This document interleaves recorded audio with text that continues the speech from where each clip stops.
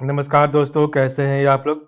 मेरा नाम सौरभ कुमार है और मैं आप लोग को यहाँ पर बिहार लोक सेवा आयोग बीपीएससी का जो है सामान्यतः जनरल स्टडीज पेपर पढ़ा रहा हूँ, ठीक है। और इस किताब से हम लोग पढ़ने जा रहे हैं आपका जीएस पेपर 1, भारत का आधुनिक इतिहास एवं भारतीय संस्कृति का शिक्षा का जो है सेक्शन 1 का पढ़ेंगे, ठीक है। तो आज हमारा क्वेश्चन नंबर 64 होगा, बिहार से बंगाल। तो सॉरी, बंगाल से बिहार के अलग होने एवं आधुनिक बिहार के उदय पर प्रकाश डालिए। और ये आपका क्वेश्चन जो है 46वें बीपीएससी 2009 में पूछा गया था, ठीक है। तो चलिए आज हमारा क्वेश्चन नंबर 5 होगा। तो बंगाल से बिहार के अलग होने एवं आधुनिक बिहार के उदय पर प्रकाश डालिए, ठीक है। और इस क्वेश्चन को आंसर करने का जो आपका इंपॉर्टेंट पॉइंट है वो आपका यहाँ पर लिखा गया। तो 1912 में बिहार उड़ीसा के बंगाल से अलग होने के विभिन्न कारणों का उल्लेख करें और आधुनिक बिहार के सामाजिक, राजनीतिक, आर्थिक स्थिति विकास की चर्चा करें। तो बिहार को पृथक राज्य में परिवर्तित करने की मांग 19वीं शताब्दी के अंतिम दशक में की जाने लगी थी, 1894 में। तो 1894 में बिहार टाइम्स नामक पत्रिका का प्रकाशन आरंभ हुआ, जिसमें बिहार को पृथक प्रांत बनाने की मांग रखी गई, ठीक है। तो बिहार को पृथक राज्य में परिवर्तित करने की मांग 19वीं शताब्दी के अंतिम दशक में की जाने लगी, 1894 में बिहार टाइम्स नामक पत्रिका का प्रकाशन आरंभ हुआ, जिसमें बिहार को पृथक प्रांत बनाने की मांग रखी गई। और इसी वर्ष बिहार के उपराज्यपाल चार्ल्स एलियट को ज्ञापन दिया गया कि बिहार को पृथक प्रांत बनाया जाए, ठीक है। तो इसी वर्ष बिहार के उपराज्यपाल चार्ल्स एलियट को ज्ञापन दिया गया कि बिहार को पृथक प्रांत बनाया जाए। बिहार के अलग राज्य बनाए जाने की मांग कई कारणों से प्रभावित थी। तो बिहार के अलग राज्य बनाए जाने की मांग कई कारणों से प्रभावित थी। मुगल काल में बिहार एक अलग सूबा था। तो मुगल काल में बिहार एक अलग सूबा था। बाद में यह बंगाल के नवाबों के प्रभाव में आ गया, ठीक है। तो मुगल काल में बिहार एक अलग सूबा था, बाद में यह बंगाल के नवाबों के प्रभाव में आ गया। तथा ब्रिटिश काल में भी यह बंगाल से ही संबंध रहा, ठीक है। इसलिए बिहार के उच्च पदों, शिक्षा, व्यवसाय आदि पर बंगालियों का प्रभाव रहा, ठीक है।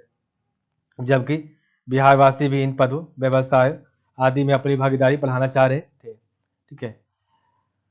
अंत में बंगाल की छाया से निकलना आवश्यक था, ठीक है, आवश्यकता। 1905 में बंगाल विभाजन ने इनकी मांग को एक आधार प्रदान कर दिया, चूंकि बंगाल विभाजन का आधिकारिक कारण प्रशासनिक सुविधा को बताया गया, जबकि प्रशासनिक सुविधा के दृष्टिकोण से बंगाल को विभाजित करने के बदले बिहार को बंगाल से अलग करना ज्यादा उपयुक्त था।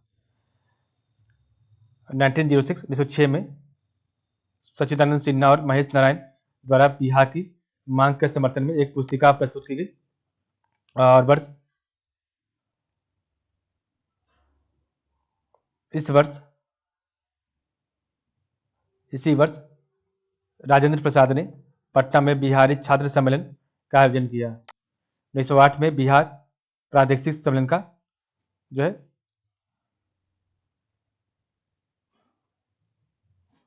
पहला अधिवेशन पटना में आयोजित हुआ। तो 1908 में बिहार प्रादेशिक सम्मेलन का पहला अधिवेशन पटना में हुआ। इसमें मोहम्मद फखरुद्दीन ने बिहार को बंगाल से पृथक कर एक नए प्रांत के रूप में जो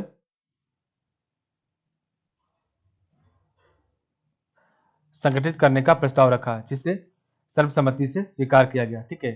तो बिहार प्रादेशिक सम्मेलन में मोहम्मद फखरुद्दीन ने बिहार को बंगाल से पृथक कर एक नए प्रांत के रूप में जो है संगठित करने का प्रस्ताव रखा, जिसे सर्वसम्मति से स्वीकार किया गया। इन संस्थाओं एवं समाचार पत्रिकाओं के माध्यम से पृथक बिहार की मांग ने जोर पकड़ा और 12 दिसंबर 1912 को दिल्ली में आयोजित शाही दरबार में जो 12 दिसंबर 1911 को दिल्ली में आयोजित शाही दरबार में बिहार एवं उड़ीसा के क्षेत्रों को बंगाल से पृथक कर एक नए प्रांत में संगठित करने की घोषणा ब्रिटिश सम्राट द्वारा की गई और 1 अप्रैल 1912 से विधिवत बिहार प्रांत की स्थापना हो गई, ठीक है। तो इन संस्थाओं एवं समाचार पत्रिकाओं के माध्यम से पृथक बिहार की मांग ने जोर पकड़ा और 12 दिसंबर 1911 को दिल्ली में आयोजित शाही दरबार में बिहार एवं उड़ीसा के क्षेत्रों को बंगाल से पृथक कर नए प्रांत में संगठित करने की घोषणा ब्रिटिश सम्राट द्वारा की गई।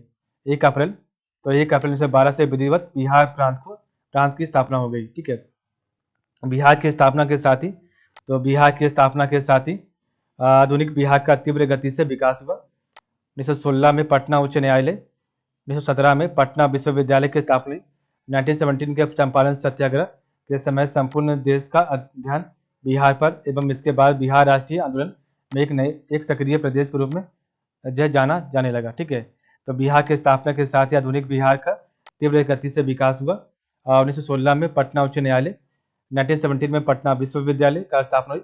1917 के चंपारण सत्याग्रह के समय संपूर्ण देश का ध्यान बिहार पर एवं इसके बाद बिहार राष्ट्रीय आंदोलन में एक सक्रिय प्रदेश के रूप में जाने लगा। ठीक है, 1935 के 1935 के गवर्नमेंट ऑफ इंडिया एक्ट, तो 1935 के गवर्नमेंट ऑफ इंडिया एक्ट के द्वारा उड़ीसा को अलग प्रांत का दर्जा प्रदान करते हुए 1 अप्रैल 1936 को बिहार से उड़ीसा प्रांत अलग कर दिया गया।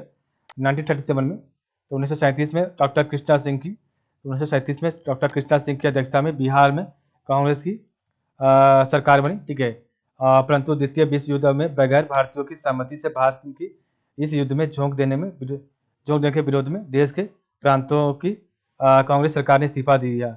बिहार में डॉक्टर कृष्णा सिंह के नेतृत्व में बनी सरकार ने भी इस्तीफा दे दिया और बिहार लेजिस्लेटिव असेंबली भंग कर दी गई।